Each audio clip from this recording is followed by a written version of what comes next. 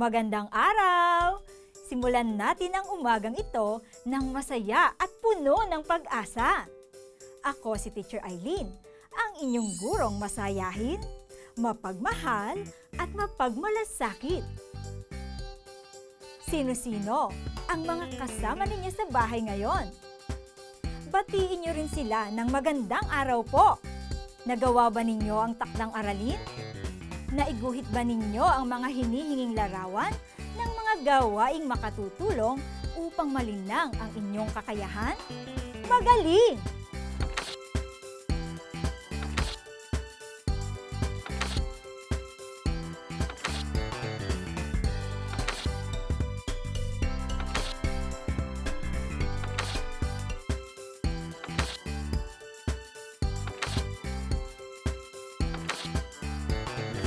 Sa aralin natin ngayong araw ay kikilalanin naman natin ang mga gawaing nagpapakita ng pagkakabuklod ng mag-anak. Excited na ba kayo? Halina! Sama-samang matuto sa edukasyon sa pagpapakatao.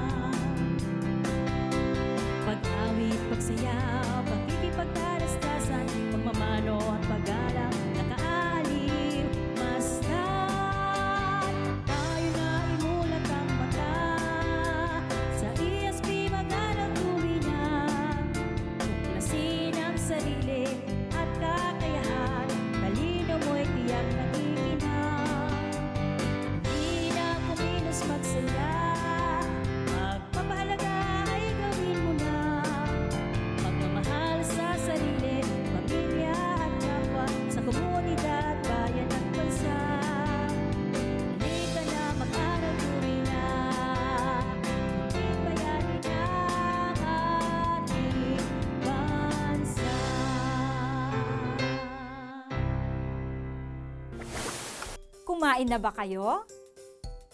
Sino ang madalas ninyong kasama sa pagkain? Panoorin natin ito. Ang pamilya o mag-anak ang itinuturing na pinakamaliit na bahagi ng lipunan. Binubuo ito ng ama, ina at mga anak.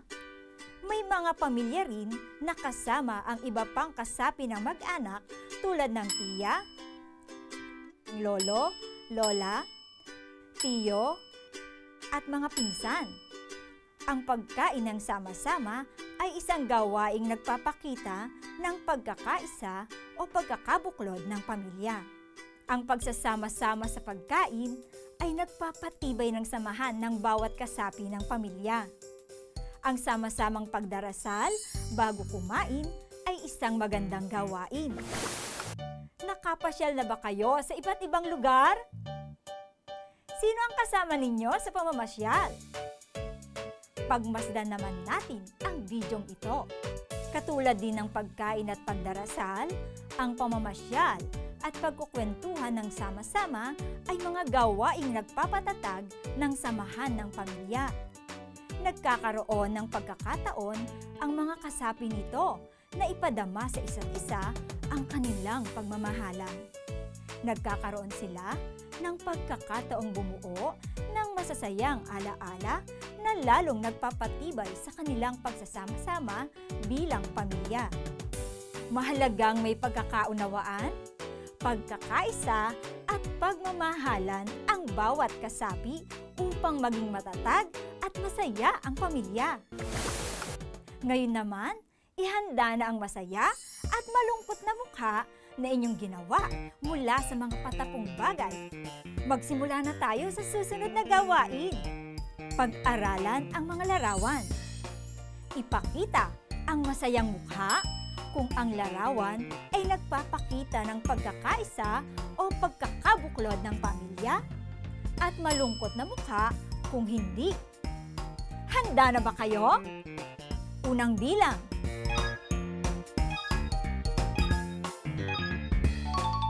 Kung ang sagot ninyo sa unang larawan ay masayang mukha, tama kayo! Ikalawang bilang.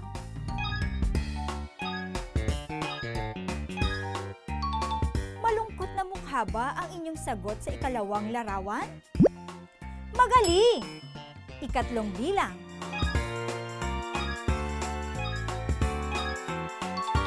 Tama ang inyong sagot kung ang pinili ninyo ay masayang mukha. Mahusay!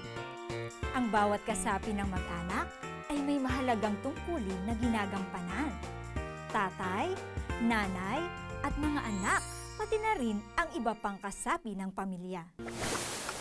Sa araw na ito ay may panauhin ulit tayo.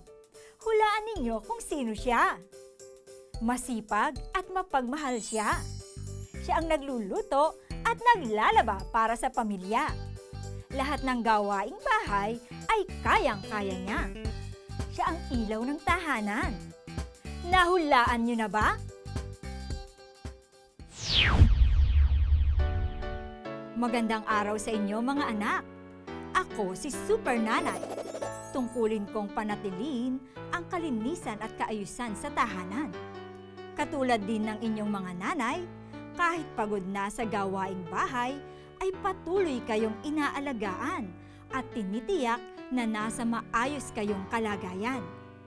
Kaya lagi ninyong pasalamatan, ingatan at mahalin ang inyong mga nanay. Sa araw na ito ay may ibabahagi akong kwento sa inyo. Kumapit na mabuti sa inyong mga upuan. Samahan ninyo ako. Tara! Ang pamagat ng ating kwento ay Ang Mag-anak.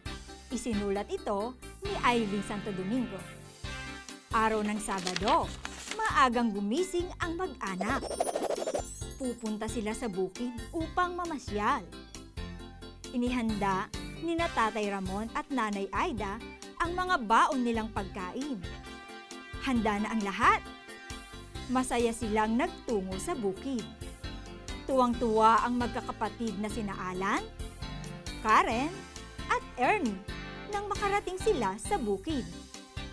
Agad silang naglaro ng habulan at luksong tinik. Nakatanaw sa kanila si Nanay Aida habang inaayos naman ni Tatay Ramon ang saranggola. Nang maayos ang saranggola, ay lumapit si Ernie sa kanyang tatay at magkasama silang nagpalipad nito. Si Karen naman ay abala sa pamimitas ng kamatis kasama si Nanay Aida. Namimingwit naman si Alan ng mga isda sa ilog. Oras na ng tanghalian. Nakahanda na ang pagkain nila. Ngunit wala pa si Alan. Abala pa ito sa pamimingwit ng isda. Kahit tinatawag ay hindi siya lumalapit. Nilapitan siya ni Nanay Aida at sinabing kailangang sama-sama sa pagkain ang mag-anak. Agad namang sumunod si Alan. Bago kumain, ay nagdasal sila at nagpasalamat sa mga biyaya. Pagkatapos, ay masaya silang nagkwentuhan. habang nagpapahinga sa lilim ng punong mangga. Alamin natin kung natandaan ninyo ang mga detalye sa ating kwento. Sagutin ang mga tanong tungkol dito.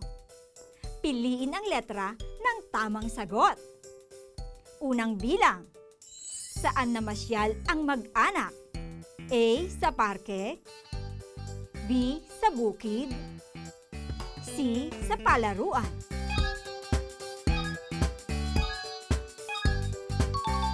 Kung ang sagot ninyo ay letrang B, tama! Magaling! Namasyal ang mag-anak sa bukid. Ikalawang bilang. Ano ang ginawa ng mga bata sa bukid? A. Naligo. B. Naglaro. C. Nagtanim.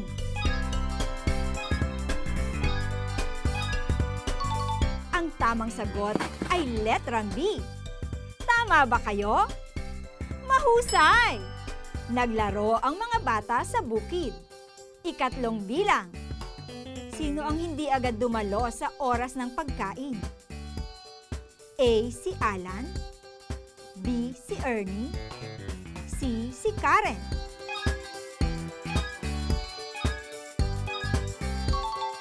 Letrang A ba ang sagot ninyo? Tama! Ang hindi agad dumalo sa oras ng pagkain ay si Alan. Ika-4 na bilang. Ano ang sinabi ni Nanay Aida kay Alan? A. Kailangang maglinis ng bahay. B. Kailangang kumain ng marami. C. Kailangang sama-sama sa pagkain ang mag-anak.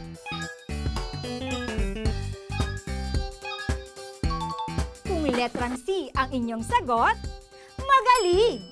Sinabi ni Nanay Aida kay Alan na kailangang sama-sama sa pagkain ang mag-anak. Ika-5 bilang. Ano ang ginawa ng mag-anak pagkatapos kumain? A. Nagtanim sa bukid. B. Natulog sa lilim ng punong mangga. C. Masaya silang nagkwentuhan sa lilim ng punong mangga.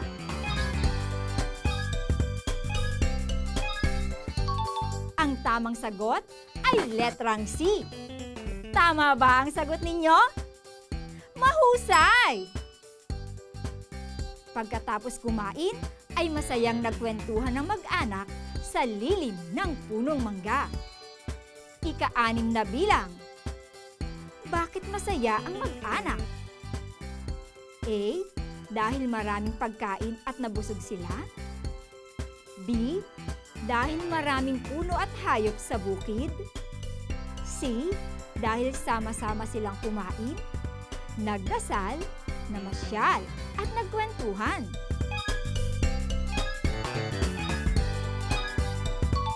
Kung ang sagot ninyo ay letrang C, tama! Masaya ang mag-anak dahil sama-sama silang kumain, nagdasal, namasyal, at nagkwentuhan. Dahil nasagot ninyo ang mga tanong, heto ang 5 stars para sa inyo. Laging tandaan, ang pagsasama-sama sa pagkain, pagdarasal, pamamasyal, at pagkukwentuhan ng masasayang pangyayari ay nagpapatibay ng samahan ng mga kasapi ng pamilya. Ako si Super Nanay. Asahan ninyong laging handa sa mga gawaing bahay at sa inyo ay gumabay. Mga anak, oras na upang ako ay magpaalam. Masaya ako dahil naunawaan ninyo ang ating kwento. Hanggang sa muli nating kwentuhan. Pag-aralan ang bawat larawan. Kung ang larawan ay nagsasaad ng gawaing nagbubuklod sa pamilya, humanay kayo sa tapat ng tama. Humanay naman kayo sa tapat ng mali kung hindi ito nagsasaad ng gawaing nagbubuklod sa pamilya. Handa na ba ang lahat? Simulan na natin! Unang bilang.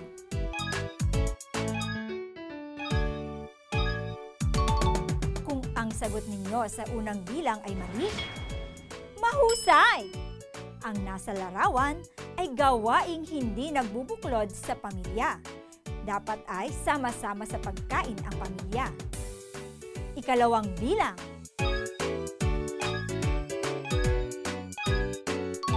Kung nasa hanay kayo ng tama, magaling!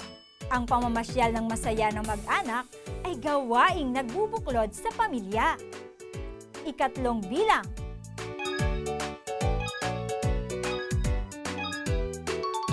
Kung nasa hanay kayo ng tama, magaling!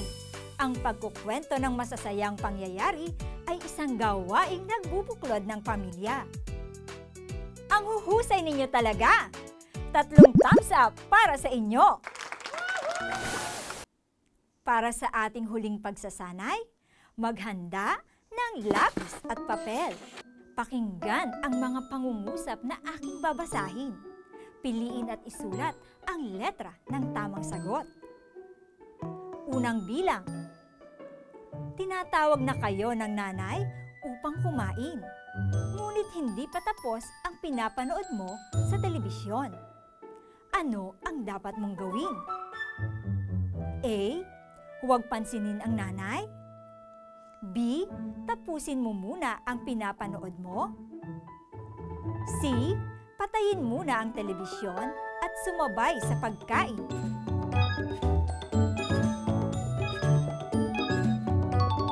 Kung ang pinili ninyong sagot ay letrang C, tama kayo!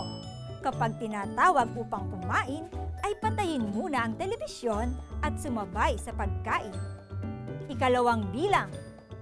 Gutom na gutom ka na at masarap ang ulam na nailuto ni nanay. Ano ang iyong gagawin? A.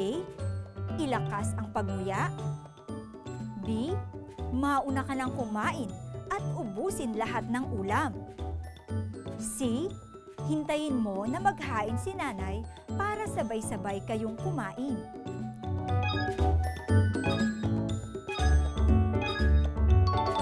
Ang sagot ba ninyo sa ikalawang bilang ay letrang C? Magaling! Dapat ay hintayin mo na maghain si nanay para sabay-sabay kayong kumain. Ikatlong bilang. Tinatawag ka ng iyong nanay. Magdadasal na kayo ng sama-sama. Ngunit naglalaro ka pa kasama ang iyong mga kaibigan. Ano ang iyong gagawin? A. Itutuloy ang paglalaro. B. Magpapaalam sa mga kalaro at sasama sa pagdarasal ng pamilya. C. Sasabihin sa nanay na tatapusin mo muna ang paglalaro kasama ang mga kaibigan.